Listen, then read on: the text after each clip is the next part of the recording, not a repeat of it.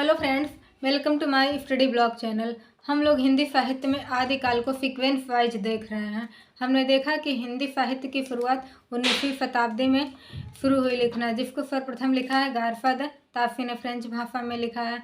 उसके बाद मौलवी करीमुद्दीन ने लिखा, फिर ब्रज भाषा में महर्षि दत्त शुक्ल ने लिखा। उसके बाद आते हैं शिव सिंह सेंगर, जिन्होंने हिंदी भाषा में लिखा। उसके बाद फिर आते हैं जॉर्ज ग्रियर्सन, जिन्होंने the modern vernacular literature of Hindustan लिखा, और उसमें क्या है, उन्होंने अंग्रेजी भाषा का प्रयोग किया है। इस तरह से आगे बढ़ते हुए क्रम में आज हम देखेंगे मिस्र बंधु विनोद के बारे में। मिस्र बंधु विनोद के पहले मिस्र बंधुओं ने सन 1910 ईस्वी में हिंदी नवरत्न लिखकर तुलनात्मक आलोचना को जन्म दिया। ये लेक्चर या डिस्कशन जो है ये हम अपने नोट्स से करते हैं, ताकि कुछ भी ऐसे हमसे छूटे ना।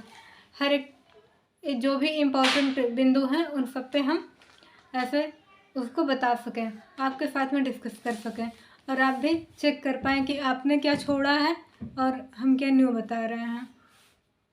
मिस्र बंधु विनोद के पहले मिस्र बंधुओं ने सन 1910 ईस्वी में हिंदी नवरत्न लिखकर तुलनात्मक आलोचना को जन्म दिया, परंतु हिंदी के छुपे हुए व अछूते कवियों को प्रकाश में लाने का कार्य शेष था, जिसे 3 वर्ष बाद सन 1913 में तीनों भाइयों ने श्याम सुख गणेश बिहारी मिश्र, ये तीनों भाई जो मिस्र बंधु थे, श्याम सुख गणेश ऐसे इनके नाम थे, मिलकर मिस्र बंधु विनोद शीर्षक लिखकर पूर्ण किया। इन्होंने मिस्र बंधुओं ने 1910 में हिंदी नवरत्न लिखा और 1913 ईस्वी में मिस्र बंधु विनोद शीर्षक से इसको लिख करके पूर्ण किया। यह पुस्तक 3 भाग में प्रकाशित हुई, जिसमें 3671 कवि का उल्लेख पहले था।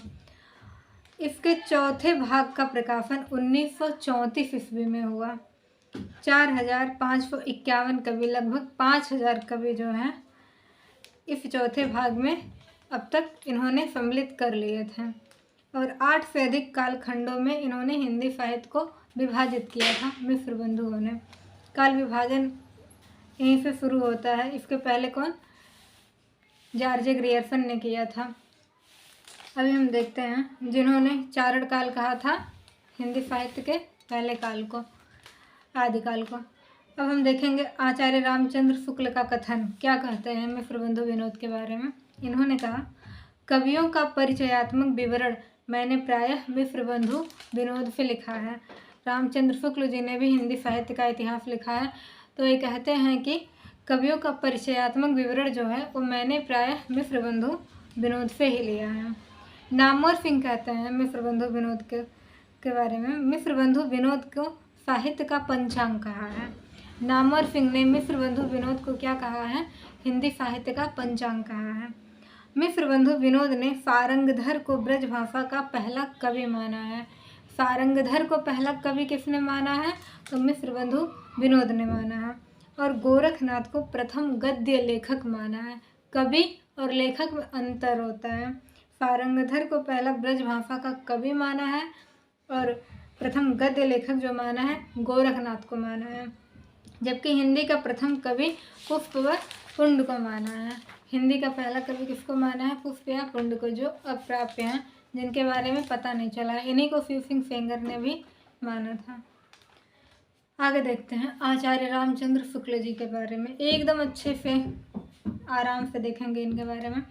आचार्य रामचंद्र शुक्ल वैष्णववादी ब्राह्मणवादी आलोचक थे। ये कैसे आलोचक थे, वैष्णववादी ब्राह्मणवादी आलोचक थे। हिंदी के प्रथम मीमांसावादी आलोचक थे। हिंदी आलोचना को मनोविकारों से विचार। आचार्य रामचंद्र शुक्ल जो थे ये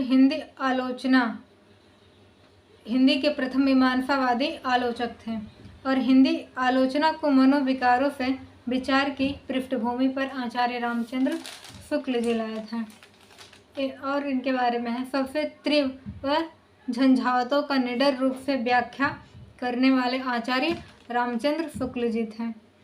रामचंद्र शुक्ल रसवादी आलोचक थे। एक ऐसे आलोचक थे तो रसवादी आलोचक थे, जिन्होंने अलंकार को गौड़ बताया।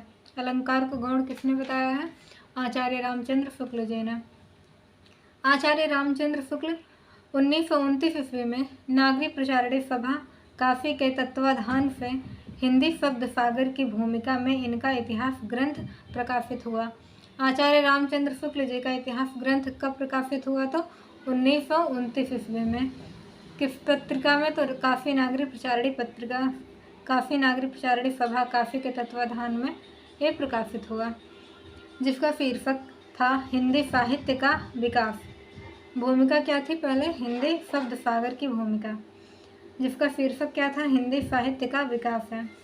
1929 में ही इसे संवर्धित व संशोधित करते हुए इसका शीर्षक जो है इन्होंने चेंज कर दिया। इसका शीर्षक क्या कर दिया?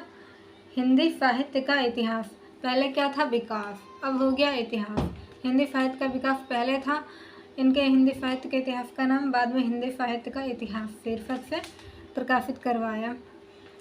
और इन्होंने पहली बार वैज्ञानिक ढंग से लिखा, इसलिए इन्हें हिंदी साहित्य का सुव्यवस्थित व वैज्ञानिक इतिहास लिखने का श्रेय जाता है। देश भाषा काव्य संवत 1050 से माना है। देश भाषा काव्य संवत को इन्होंने 1050 से माना है। हिंदी साहित्य का इतिहास। अभ्रन साहित्य को प्राकृतिक भाषा हिंदी कहकर हिंदी की पृष्ठभूमि में रखा है। अभ्रन साहित्य को प्राकृतिक भाषा हिंदी किसने कहा है? आचार्य रामचंद्र शुक्ल जी ने कहा है। शुक्ल के संदर्भ में डॉक्टर नामवर सिंह ने लिखा है कि शुक्ल जी को इतिहास पंचांग के रूप में प्राप्त हुआ था, जिसे मानवीय चेतना से अनुप्रमाणित कर साहित्य बना दिया। इन्होंने ऐसा कहा है शुक्ल जी को। नलिन विलोचन शर्मा ये कहते हैं, अनुपात की दृष्टि से उसका स्वल्पांश ही प्रवृत्त निरूपण परक है, अधिकांश विवरण प्रधान है। ऐसा नलिन विलोचन शर्मा जी कहते हैं। ये कहते हैं अनुपात की दृष्टि से उसका स्वल्पांश ही प्रवृत्त निरूपण परक है, अधिकांश विवरण प्रधान है। जैनेन्द्र के अनुसार इतिहास से उन्होंने जुटाया है, जगाया नहीं है। जैनेन्द्र कहते हैं रामचंद्र शुक्ल के बारे में कि इतिहास से उन्होंने जुटाया है, जगाया नहीं है। ये कथन किसका है? जैनेन्द्र का है। शुक्ल जी का इतिहास मूलतः नागरी प्रचारिणी सभा में पूरे भक्ति काल को 4 भागों में बांटकर उसे कुछ दार्शनिक एवं धार्मिक आधार पर प्रतिष्ठित किया। इनके साहित्य के इतिहास में कवियों की कुल संख्या 1000 हो गई। कितने कवियों को उन्होंने लिया? 1000 कवियों को। इन कवियों का विवरण व विश्लेषण करते हुए शुक्ल जी ने अपने ग्रंथ में हिंदी साहित्य के 900 वर्षों के इतिहास को बांधा है। हिंदी साहित्य के 900 वर्षों के इतिहास को आचार्य रामचंद्र शुक्ल जी ने क्या है? पिरोया है। आई होप ये वीडियो आप लोगों को बहुत ज़्यादा हेल्पफुल लगा होगा।